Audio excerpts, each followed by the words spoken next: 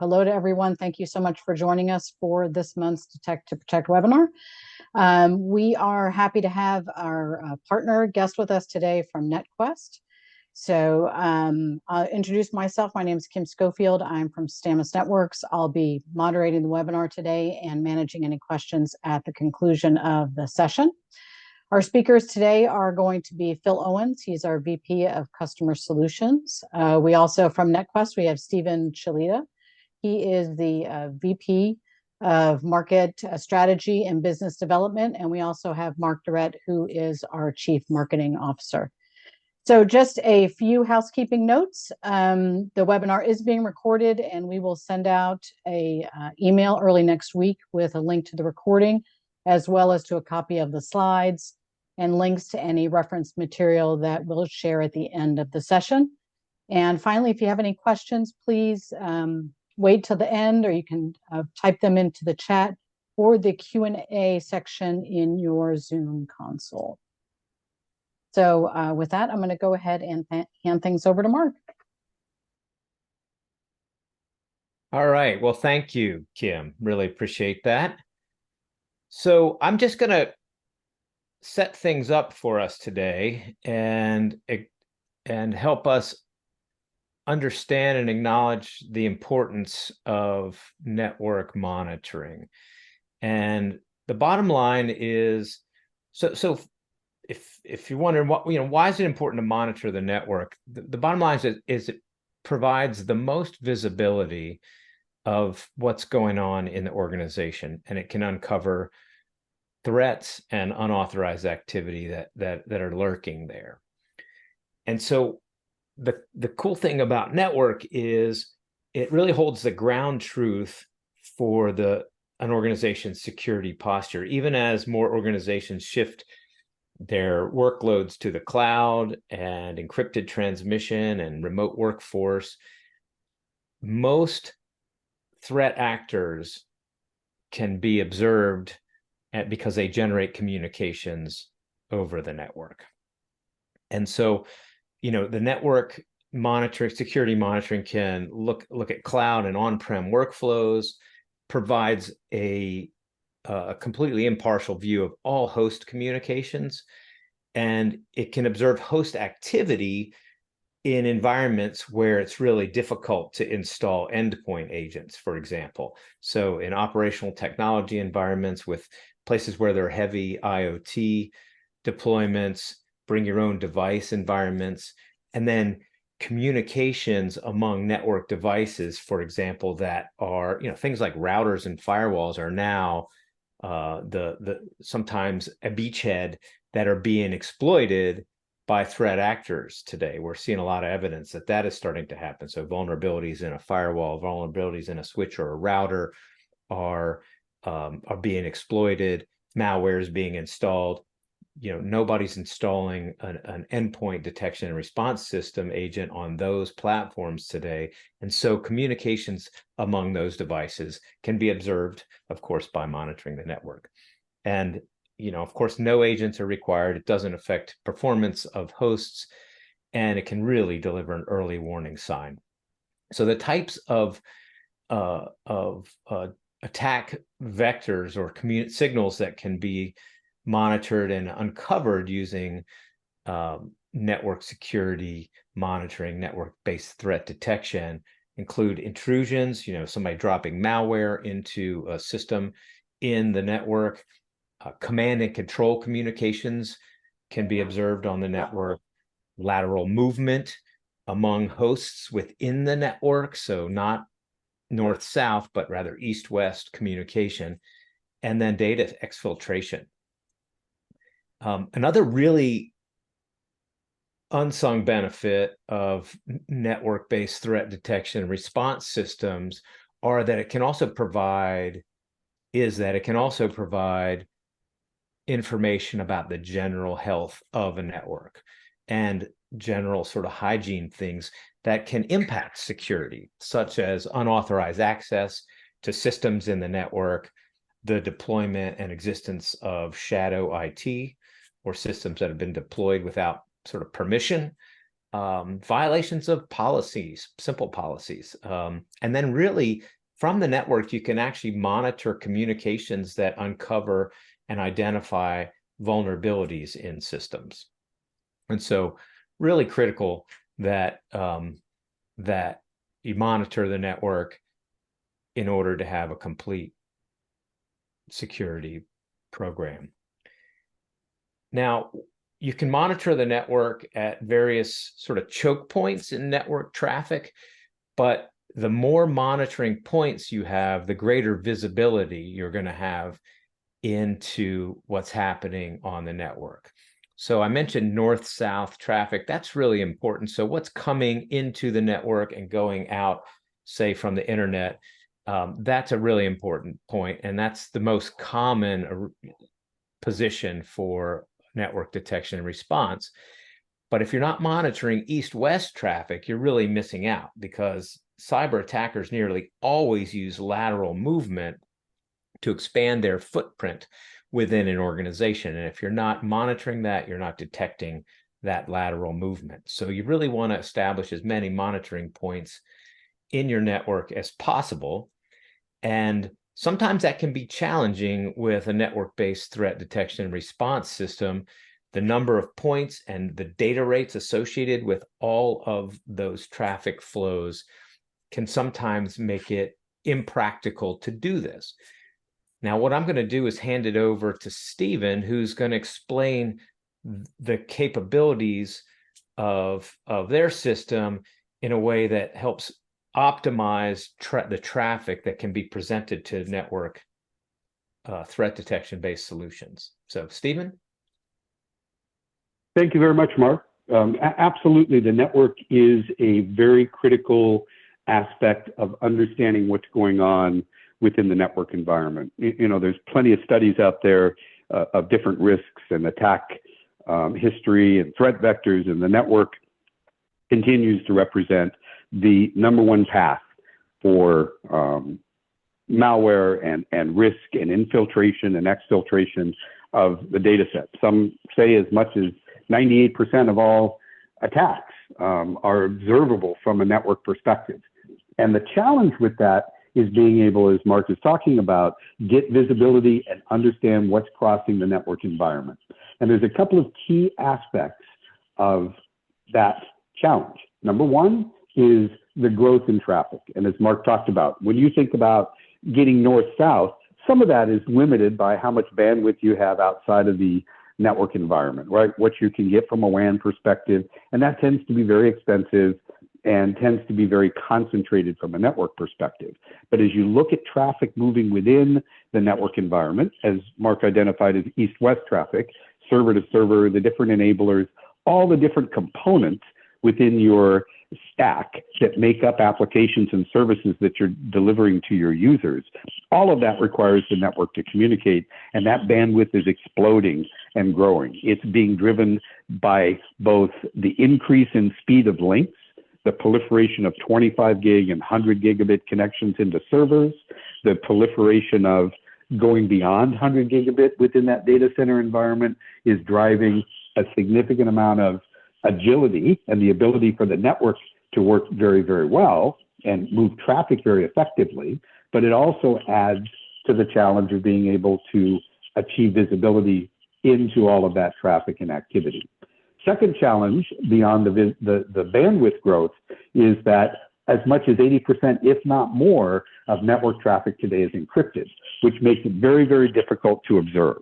Now, of course, if you're encrypting your own traffic, you could monitor and understand that traffic prior to its point of encryption, and there's certainly strategies of how to capture that information. But a significant amount of traffic is coming into the network that's encrypted, moving across the network that's encrypted, that you don't have keys and the ability to decrypt.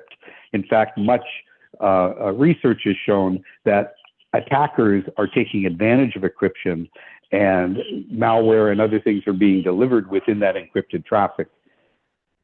Also, what you're seeing within that trend of the encryption is it's getting stronger and stronger to where it's not decryptable. So you put those two factors together, it becomes very, very difficult to monitor the traffic across the network. It's not impossible, it becomes more and more difficult. Then when you think about using that data that you're pulling from the network, the question is how much of it is really usable and useful information from an analytics or an analysis perspective. So when we think about that, different environments have different metrics within that, but sometimes as much as 50% of traffic that's being monitored and delivered to a instrumentation point, like a Stamus network probe, up to 50%, sometimes more, sometimes less, can actually be irrelevant, and that just consumes resources on your monitoring infrastructure to be able to deal with things. And then when you think about the implication of that when it comes to dealing with storage and historical information, that becomes challenging as well. What NetQuest focuses on is addressing the challenges. I'll first say that monitoring the network is a very critical strategy for any organization from an general IT perspective. When we think about monitoring from a performance for IT operations, that's critical. And most organizations have very strong strategies around network monitoring for performance. But monitoring for security is a completely different set of requirements. You need to look at different things. You need to look deeper into the traffic, and you need to have an understanding of all of the behaviors that are taking place in the network to make it useful. What NetQuest focuses on is security visibility, and specifically security monitoring, to take and extract the intelligence that's available from network traffic. And arguably, network traffic or wire data is the most valuable source of intelligence. You can supplement this with lots of other views from the network, but pulling from network gives you that understanding of all of the interactions and intricacies of the communications. Our goal is to enable that packet visibility at scale, to deal with the challenges of packet volumes and the complexity of packet level communications across all the components within your infrastructure, to be able to extract the most information that we can from that network traffic. And in the case here, how can we optimize that traffic to feed into the Stamus environment to make it more efficient and be able to achieve as broad a visibility as you possibly can. Ultimately, the goal is more visibility in more places, so you're able to see across the enterprise all of that east-west traffic. Of course, your north-south, which is usually where instrumentation or visibility starts, but how do you affordably expand that across the environment? So we look at ways of dealing with high volumes of traffic, being able to allow you to capture and have insights into that traffic activity, but also deal with the challenges of that traffic, such as encryption and dealing with flows and traffic components that you don't need at a monitoring level. And the key there is to give you flexibility to meet your operational requirements. No two enterprises will have the same traffic profile. We can't say that everyone's going to fit into this model, that this is low value traffic, this is high value, but the goal here is to be able to give you the tools and the flexibility to optimize the packet flow into the monitoring environment to be able to tightly focus and deliver high value traffic into the ingest aspect of the monitoring infrastructure.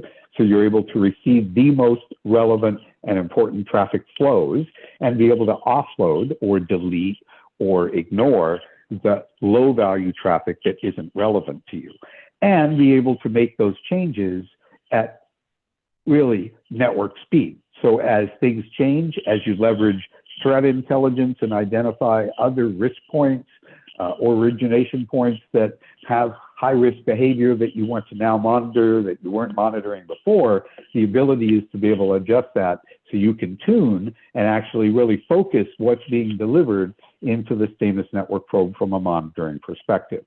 So at the high level, our packet services broker, which is the platform that provides this capability to optimize the traffic, will focus on delivering high value and eliminating or offloading the low value traffic. This is not really meant to be a product detailed deep dive, But at a high level, we build this on a platform that we call the Optical Monitoring Exchange, or the OMX 3200. This is a purpose-built appliance. And when I say that, it looks, when you look at it, yeah, it looks like a network switch. It's not. It's a very deeply optimized platform built on very high-powered FPGAs, field programmable gate arrays, that gives us the processing power to be able to deal with 100 gig plus network speeds at wire speed performance, but also gives us the ability to constantly adapt and change the operational environment, programmability. So this is truly a software-defined environment. That tends to be an overused word in networking. This is software-defined. It's a bare metal piece of high processing power capability, and everything we do operationally is done through software configuration and software programming, but it's done in hardware. So it's super fast, super high speed. And what we're able to achieve is very dramatic, high performance, high throughput capabilities. If you compare this, most of you are familiar with the concept of a network packet broker, we're going to deliver 2 to 3, if not more, times higher performance per rack unit per port than you get from traditional ASIC-based or NPU-based systems because of that FPGA processing. That allows us to process every packet at wire speed at the same time and apply multiple services, which allows you to have complete control over the traffic that you're observing and delivering into the Stamus platform. It's a very powerful platform, and we can go into more details as you want to dive in. But think about it from a footprint perspective. You'll be able to get very high density in a single rack unit, so it's minimally disruptive from an architectural perspective. At a high level, there's really 2 levels of capabilities that you'll be able to get from the packet services broker. First is your expectation of smart packet processing services, what's been defined by the smart packet brokers out there as things like optimizing your traffic, decapsulating tunnels, removing headers, labeling the traffic, doing packet slicing. All of those are what we call advanced packet processing functions, and that hits the baseline of what you'd expect from that smart packet broker. Where we differentiate and add significant incremental value is our ultra-scale traffic policy engine, which goes much, much deeper with a much higher level of adaptability and intelligence to deal with encrypted traffic, to more effectively filter and control that traffic, to be able to go deeper at a filtering and scale perspective than you're going to get in a traditional packet broker type product. And I'll go into a little bit more detail on that. It really is about scale and adaptability. This is not a packet broker product.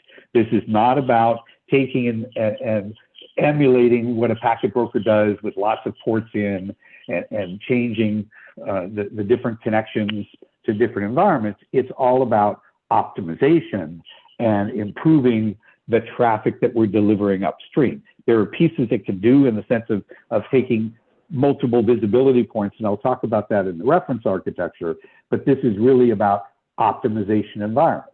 And if you look at how the traffic policy engine works, it really is a multi-tiered environment to where we can apply whitelist and blacklist capabilities to where you can target specific traffic that you want to see, or target traffic that you want to drop that isn't important to you. And you can constantly change and update that on an ongoing basis very, very simply. It's a massive size of port filters, which most enterprises don't need. That's really built at the scale that a telephone company or a telco or a service provider needs. So there's plenty of headroom to be able to support the range of addresses that you might want to filter out, or you might want to focus on. Think of it this way: you're monitoring threat feeds and you see a new high risk set of CIDRs or IP addresses that you want to monitor. You're able to adapt the system and say, I want to make sure I see all this traffic. This is high value. This is internal stuff or certain applications that I don't care about. And we can do that at port levels, specific applications as well.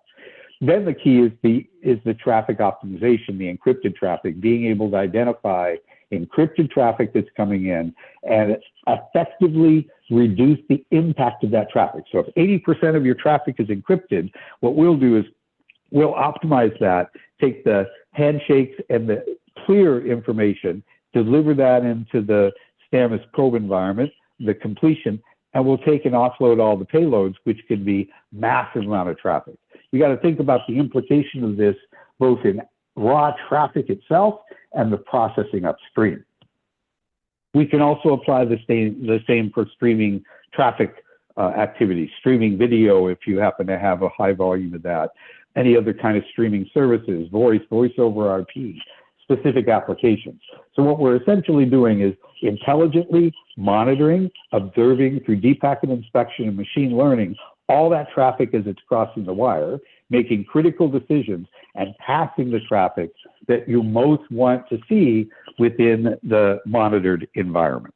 And ultimately, this will reduce 80+% of traffic. Again, your profile will vary. It could be more, it could be less, depending upon what you want to actually see within the traffic that's traversing your network. If you want to see the encrypted traffic in the headers, that's a massive reduction in traffic footprint. If you want to not even deliver the headers, which is usually not the case, that would be even more significant reduction in traffic. So it's going to vary based upon your profile, but we've seen consistently across the board a very significant reduction in that traffic as it gets optimized. So it's not just doing this optimization, right? It's doing all the other services that we talked about in grooming your traffic and making it more efficient, like you would get from a smart packet broker. And ultimately, you'll be able to do all of this combined for a much lower cost and much higher capacity than you would see in alternative types of platforms.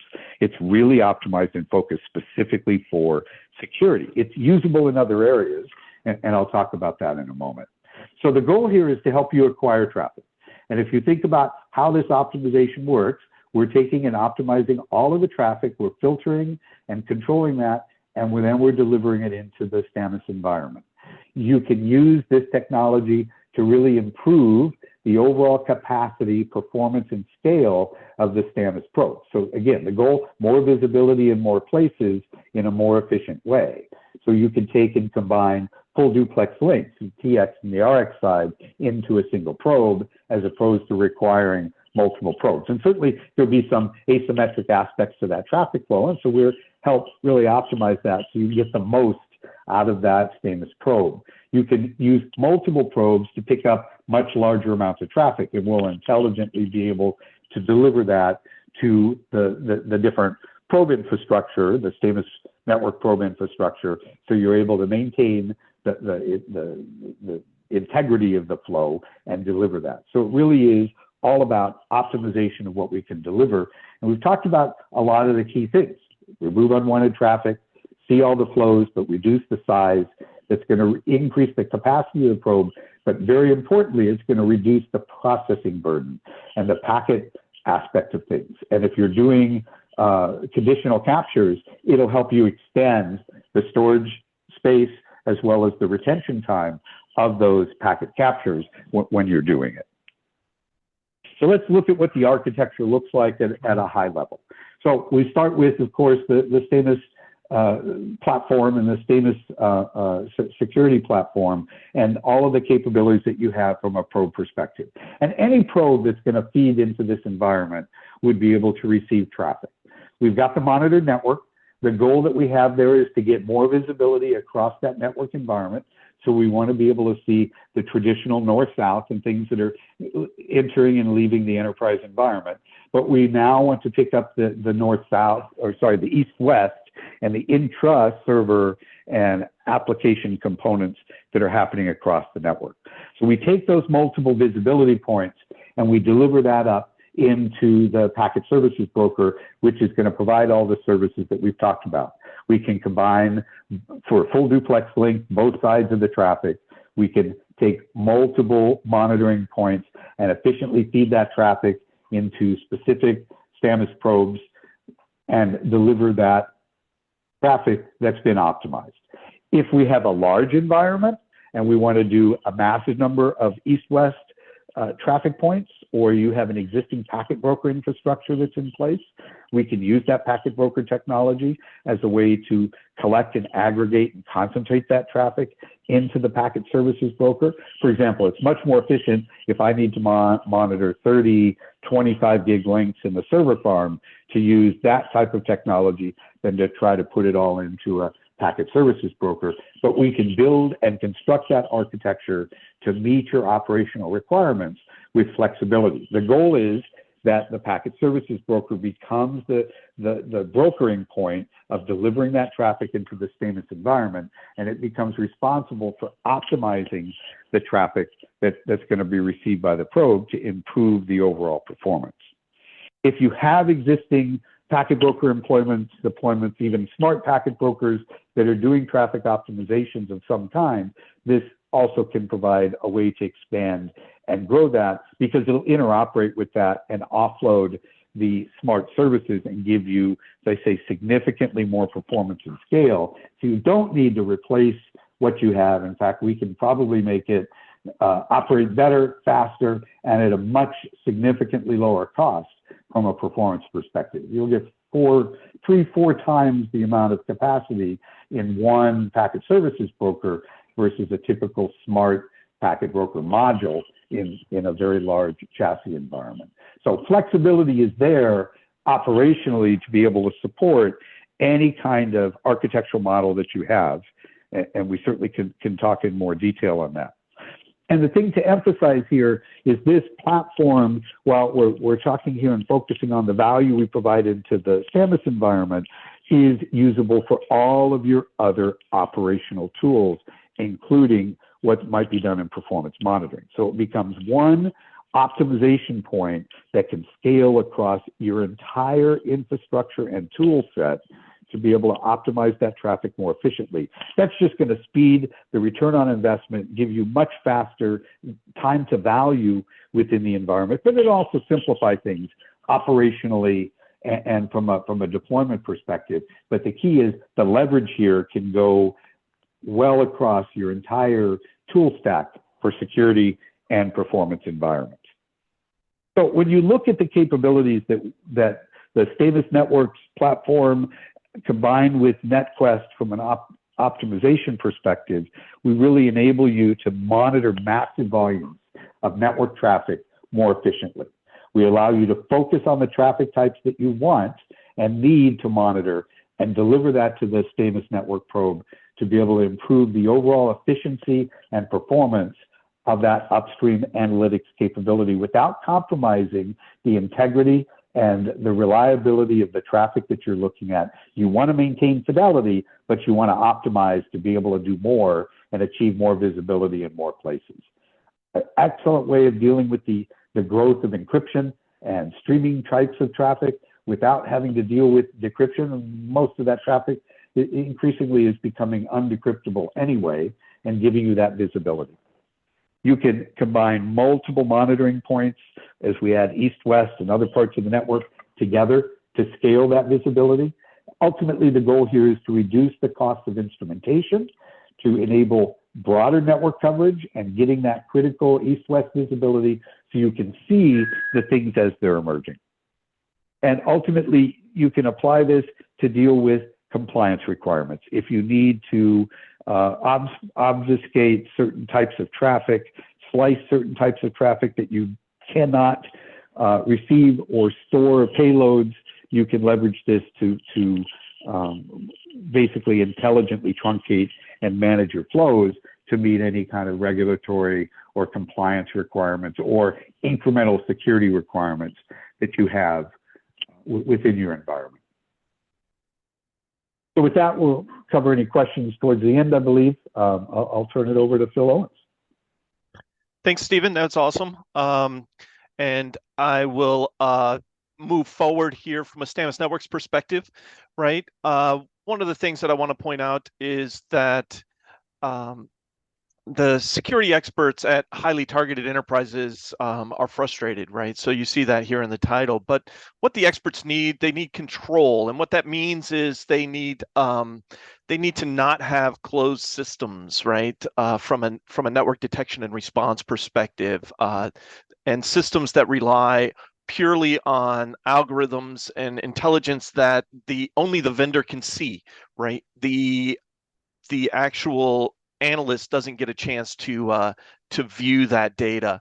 Another thing that the expert needs is the details, right, around that. So going back to the control of being able to turn on and off different algorithms and different mechanisms in order to do detection, what they need is the details. And what that means is the idea of having complete access to all the data behind the alerts and what's actually giving you these signals that bad things are taking place on the network. A lot of places lack that evidence, and what we look to try to do from a Stamus perspective is give that evidence to the analyst as they're going through their investigations. And then finally, the expert needs speed, right? And what's meant by this is we don't want to investigate thousands of false positives, and especially at the line rates that Stephen was talking about. And as we move forward and the growth of these line rates keep moving, these false positives or just ignorable alerts start to fill up the canon, if you will. So we don't want to waste a lot of time looking at different apps or waiting for machine learning to train on the data that's coming in. We want the ability to actually see that data as soon as we've installed a product. So there are 6 critical requirements for network detection and response, and I want to run through those really quickly. Right? You want sophisticated detection, and by sophisticated we mean no single tech can detect all threats, right? So bottom line here is to have multiple detection mechanisms available within the network detection and response tool. So getting results on the very first day and being able to hunt against the evidence that's being presented to you at the line rates that are being used, right? And that allows for also the uncovering of hidden threats within the network.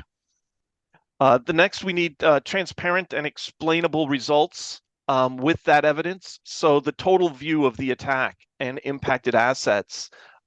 We need to have no black box, right? So from a Stamus perspective, we are very big on the fact that we try to be as transparent as possible, giving you access to what algorithms are causing what to fire, whether those are a rule, whether those are machine learning recipes. All of that data is available to the analyst as they're looking at the UI. High fidelity response triggers, right? And what we mean by this is rapid response to moving attacks, confidence in our investigations, and to be able to differentiate and find context within the data that is happening. So we do give the ability to build business context with the data that's coming in, as well as looking at critical security events. And then the next, guided threat hunting, is the ability to actually look through your own data and get the idea of what's going on from the metadata that is provided. Automating detections, right, that will allow for inexperienced analysts to actually move through the user interface and be able to guide their training as well as their threat hunting within the tool. Openness and extensibility. We know that network isn't the only place to get your data, right? So the thing here is, since we know that, we understand that you have other tools in your security stack, and because of that, we've written this to be sure that to be able to integrate with the rest of that security stack, meaning sending data to a SIEM or a data lake, or being able to store data on disk, or even being able to trigger SOARs or send out incident response tickets. All of that is built into the Stamus security platform, because we do know that we're not the only piece of the puzzle within your stack. And then finally, the 6th item here is complete data sovereignty. we've run into a lot of customers. We have some that say, yep, SaaS all the way. I want to ship my data up to the cloud. But I will tell you that the majority of folks are saying, no, I don't want to ship that data to the cloud. That data could have sensitive information in it. And what we do is we allow you to have complete control over where that data lives. If you want to store our central server in the cloud, you absolutely can do that. But you have complete control over where the data lives. Also, all analytics within the tool happen within Stamus security platform. So there is no external portions to that are required. The next thing that I want to do is just real quickly go through a use case of lateral movement detection. So, and how that kind of fits into what Stephen was talking about. As we all know, lateral movement a lot of times is considered by most to be almost impossible to do, mainly because of the speed of your lateral network. A lot of folks have a backbone that are 40 gigabit, 50 gigabit, 100 gigabit per second, down to 25. But what we're looking at here with NetQuest and the ability to actually optimize the traffic is that you can, in fact, affordably be able to monitor the lateral movement. So cyber attackers nearly always use lateral movement to avoid detection and expand their footprint within the target environment. These threat actors explore networks and find and gain access to the ultimate target with lateral movement. Once an attacker has breached traditional perimeter defenses, they typically can be observed exhibiting brute force movements, suspicious administrator behaviors, as well as suspect SMB protocol related activities, which is something, given time, we might actually be able to show you. The good news here is that in most cases, your network can be leveraged with the Stamus security platform or a modern NDR to help detect lateral movement before too much damage is actually done. And even more good news is with that network optimization, it becomes more cost effective to monitor east-west traffic. And what I mean by that is the fact that instead of having to purchase a 100 gigabit probe, which Stamus would be more than happy to get for you, you can actually downsize that a little bit and optimize some of that traffic going into it, so you're not sending that full 100 gigabit backbone directly into a probe. You could be optimizing the encrypted data, as Stephen was talking about, or maybe even the any video transmissions that might be going across that you don't need. You can ignore those types of traffic.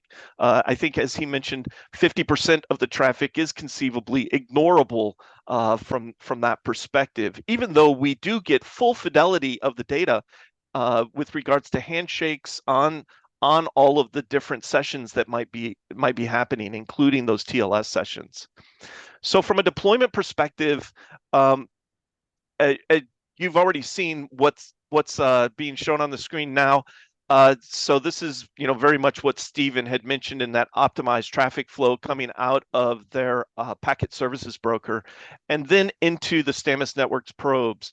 And I had mentioned that you can deploy our Stamus Central Server in the cloud if you'd like, on premise in a virtual machine, to be able to view all of the data that's coming out of that packet services broker and into the Stamus Network probes. And also mentioning the fact that we have integrations into SIMs and IR ticketing, even EDR tools.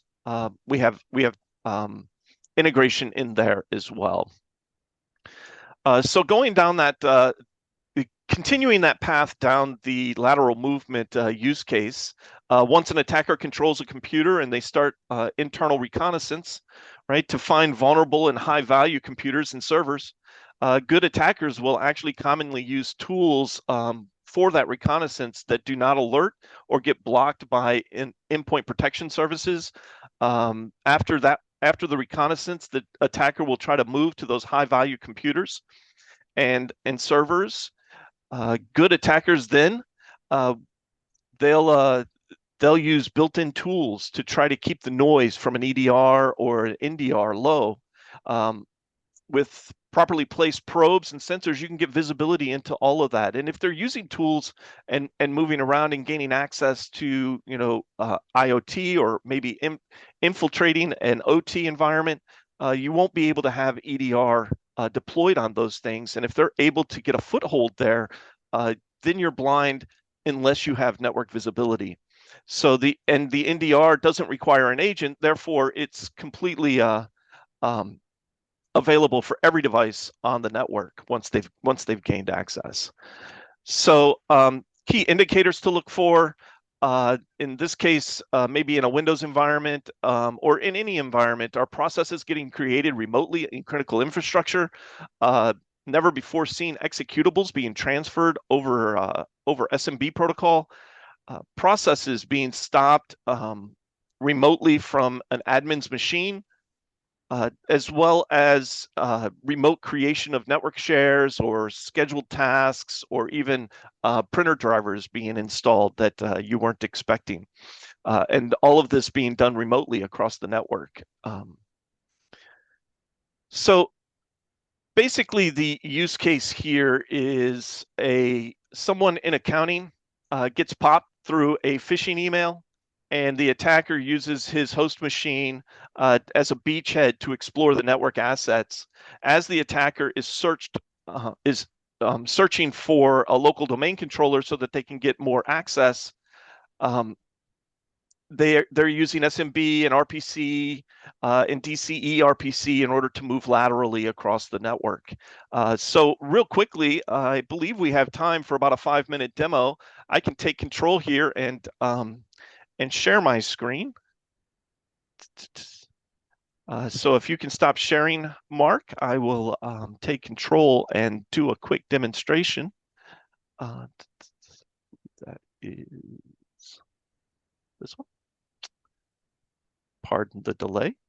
So here, what we've done is we have a lateral executable transfer to a domain controller. And to see this a little bit more in place, we have a timeline here where we can see that a user's machine was popped, and it did some lateral movement using SMB as part of that transfer. So here is that threat that we were just looking at on the operational center. We see that this is a domain controller because we are actually passively identifying that information here. And to give you an idea of the data that we're looking at, we're actually able to see all the SMB flows within the session. So while you're reducing and optimizing all of your network traffic, especially the encrypted traffic, a lot of the SMB information is happening in real time and over open network. And here we can actually see executables that are being transmitted across the network from one machine to another. So this is that machine, the domain controller, and executables being delivered to that domain controller. And if I look up at the top of this list here, we have the source IP address of the user machine going to that domain controller. And from here, even the ability to pull down those files for doing the investigation. Now, also, in order to optimize a lot of this traffic, what we have is the ability to keep the PCAP storage in such a way that you have retention of the PCAP files for the items that are actually most interesting to you. So if we're truncating a lot of the encrypted traffic in order to save space and allow you to use a smaller probe, for instance, with these services packet broker, the packet services broker, then you will have the ability to go back further in time. So from here, I'm going to stop my share, head back over to the slide deck with Mark. I think we'll be finishing up in just 1 second. Mark, are you able to bring up the share again?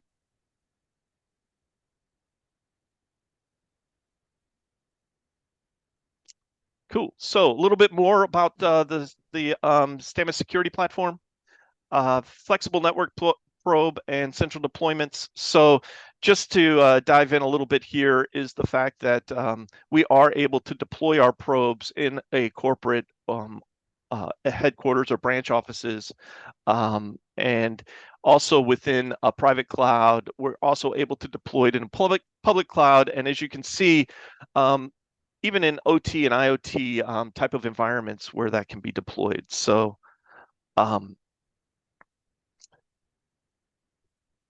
here what we want to mention is the fact that we've taken network security monitoring as well as IDS, intrusion detection systems, and NDR, and combine that into a single platform. So your IDS could deliver way too many alerts. Thousands of alerts are too much to be looking at. So that's one of the negatives of an IDS, but it does give you alerting capabilities, which is actually really nice. Network services monitoring delivers tons of data, but you have to hunt in that data in order to find things that are happening, in order to really determine if something bad is happening. And then finally, from a network detection and response perspective, we're using multiple algorithms as well as those IDS alerts, as well as machine learning type of recipes in order to help determine what bad things are happening, all giving this information, all of this information being delivered to you in a transparent way. So that's what the Stamus security platform is all about, giving you high confidence, low noise, threat detection and response, with what we call our declarations of compromise, pivoting information down from potentially thousands or hundreds of thousands of alerts to just a handful of conceivable threat detection or declarations of compromise, as we call them, and basically giving you the best of these 3-point solutions that would be used from a network perspective, and moving that into a single platform called the Stamus security platform. Excellent. Thank you, Phil. Yeah, sorry about that, Mark. I wasn't sure that was the next slide. So here I would like to introduce Mark to give you some more information about some additional resources. So yeah, no, thanks a lot, Phil, and thank you, Stephen. We do have a few. We're going to have a few minutes for some Q&A, and I will let you know that I think Kim may have mentioned this at the top of the hour, that these slides will be sent to everyone that registered for the webinar. And so you don't have to take notes or anything, of course, but that we did produce a joint solution brief with NetQuest, and it details in with a lot more granularity the solution that we just talked about. And so that can be downloaded from the Stamus Network's website. We'll provide a link to that in a follow-up email. And then there are a couple other resources that I'd like to just point out, both on the Stamus Network's resource library, where you can get a lot of technical information. NetQuest also has a resource library with links to similar information. The Stamus blog is a pretty prolific resource. We publish articles there, 1 or 2 per week, on lots of network security topics. And then Phil was demonstrating the lateral movement capabilities of the Stamus security platform. And a lot of what he demonstrated takes advantage of a very specialized set of detection rules that we have developed at Stamus Networks and made available to the community for free. So it's open source and free, and those can be found at the link provided here on the screen. At this time, I'd like to hand it back over to Kim, who I don't know if we have any questions, Kim, but let you manage us through that. And thank you all. Thank you. So we do have a few questions. And again, just a reminder, if you have any questions, you can type those into the chat or Q&A function that's down in your Zoom console.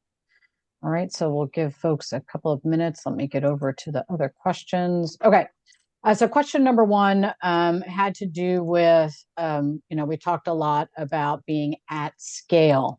So this is a two-part question. The first part is, what total data rates are you talking about? And then how much traffic reduction are you talking about? So reduction in data rates and traffic. That sounds like a Stephen question. Sure, absolutely. And I'll start with, and I know it's probably not helpful in the sense of the context of your question. It depends. It absolutely depends upon your environment and your traffic profiles and different factors. So the data rate is not reduced, is the fundamental first part of your question, in that we're going to monitor, let's just use 100 gigabit links for the conversation. We're going to monitor 100 gigabit links, and then we're going to deliver traffic into the Stamus probe at that probe's capacity. So let's just assume you're going to use a 40 gig Stamus probe. So we'll deliver the ingest of traffic to Stamus at that velocity. So the velocity will match your receiving point and your ingest or delivery point in that environment. The key on reduction is, what's the traffic profile? If we're dealing with encrypted traffic and only focusing on the header and that information, it's a very small amount of traffic that's going to be sent to the Stamus probe. All of the payload, because that's not monitorable or useful, is going to be discarded, but we'll be able to maintain the fidelity. So the Stamus probe and the analytics will see everything and be able to report on it, but you're removing all of that burden of what it needs to ingest. We'll also provide the end of that flow, so you're able to get full accounting and visibility into that. That's where the savings comes in. So it's going to really depend upon the profile of what we're optimizing.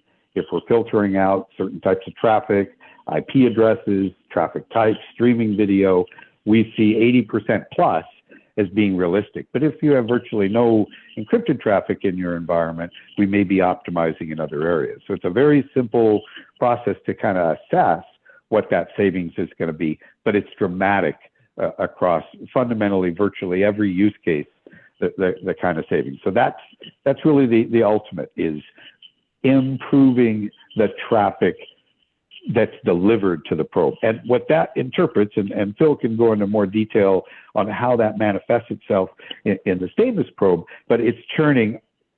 You're still going to get the fidelity. You're still going to see all the flows, unless you're filtering them out, right? You're saying, I don't want to see this kind of traffic. And those flows don't make it to the Stamus probe, but you're still going to see the traffic. So it's still processing the number of flows, but the burden of that processing is dramatically reduced.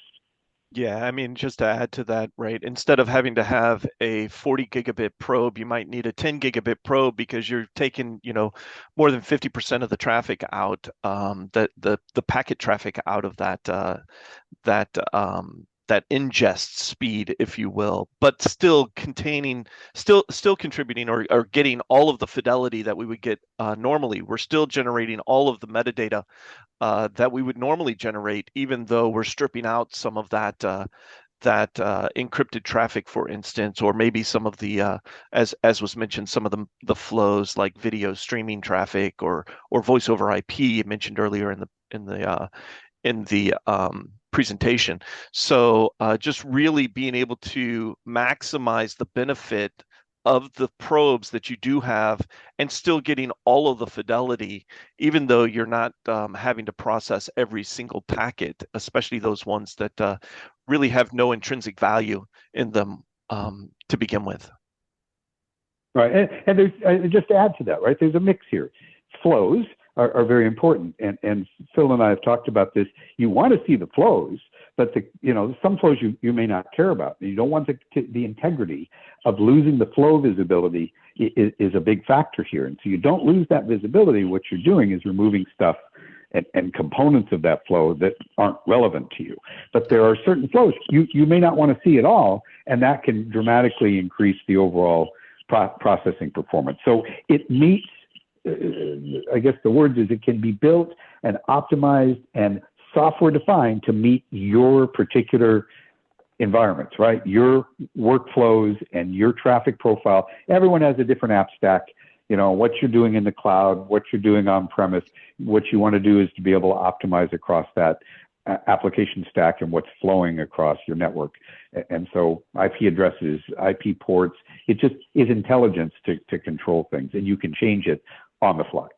Yeah, and I just want to point out, while we're using the word flow a lot, we are a deep packet inspection tool, the Stamus security platform. So Oh, yeah. the data is coming across. We are generating tons of metadata, even augmenting some of the data coming across by creating on that on the TLS records, for instance, being able to determine cipher suites and whether or not they're secure, and giving and delivering that information. So it is actually still doing deep packet inspection, even though the body or the unencrypted pieces or the stuff that you've decided not to see aren't being delivered. So again, still getting full fidelity, but of the deep packet inspection, but minus the pieces that just don't have intrinsic value. Yeah, that's a good point. I use the word flow, and it could be confusing. Conversation is what Yes. I mean in that flow. All the packets that are related to that specific conversation back and forth is the point I was making. Very good clarification. Okay, great. Thank you for that. So I have another question. This is an interesting one, I think. At what port density and line speeds does the architecture start to make sense from an ROI perspective? Again, I think it's going to vary based upon the particular environment. Certainly at a single port could be a little challenging because you've already got the probe. So it comes down to, you probably need more than 2 or 3 monitored ports for it to be worthwhile. How you're using that traffic, can I feed it to other tools? Can I get more leverage from the packet services broker to do other things? Will come down to the ROI model. Are you looking at other packet broker products to be able to deal with your traffic challenges? We'll certainly have a much faster ROI than virtually any packet broker that you can buy. As far as monitored speeds, 100 gig is your most effective. You could use the packet services broker for lower speed environments, but realistically, you're going to want to leverage a packet broker, a traffic aggregator. And I want to be clear in that. There's 2 types of packet brokers: a basic traffic aggregator to optimize your costs and your ROI. So if I want to monitor a bunch of 10 gig or 25 gig links, you're better off concentrating that together and aggregating and feeding it into the network, into the packet services broker at higher speeds, which it'll be able to do at wire speed. So it's typically a 2, 3, 4 types of links or more. Obviously, we can scale much larger. We're deployed in very large service provider networks, so scale is not a challenge. So hopefully that answers your question, but it varies. I know people, they shake their head when the marketing guy says that, but it really does vary upon your environment, and we're able to quickly assess, does this make sense for you? More leverage that you're able to get, that investment leverage to do other things, that makes ROI much more rapid and value-based. Okay, excellent. I have one other one here. I think maybe this will be a quick answer. Can the solution be implemented in a government organization? So I'll answer on the NetQuest side, and then let Mark cover on the upside. Yeah. So the packet services broker is widely deployed technology across major service providers, major government intelligence agencies, and enterprises. And I mentioned earlier, it is built for scale, telco scale. And so we're talking about billions of transactions, hundreds and hundreds and hundreds of terabits within the environment. A single box, again, it depends on how you're configuring it, can go up to 3.2 terabits within a single platform. So we are deployed in that environment and optimizing traffic, dealing with the sensitivities. That's where some of the other slicing for security requirements comes into play. Now, delivering that upstream into the Stamus environment, I'll let Mark and Phil Yes, so thanks, Stephen. So the Stamus system is deployed around the world in many government institutions, including central banks, departments of defense, and others, and also built for high performance and high scale, and truly designed for the experts in those security organizations. I don't believe, Stephen, correct me if I'm wrong, I don't believe our joint solution, the two pieces together, is deployed in a government installation today. Yeah, I don't think so. We'd have to double check, but we definitely are. So that should give whoever asked the question confidence. Right. So between the two of us, Stamus has deep experience in deployments there. We have very significant global deployments, not just government, like civilian agencies. We're talking about defense and intelligence, deep intelligence agencies. So that's exactly what we're built for. Excellent. All right. Well, we are just at the top of the hour, so we'll go ahead and wrap things up. I do not have any other questions. So thank you again to everyone who joined us for the webinar today. And again, all of this has been recorded, and look for an email early next week with links to everything that we discussed today. All right. Thank you so much. Everyone. Take care. Thank you.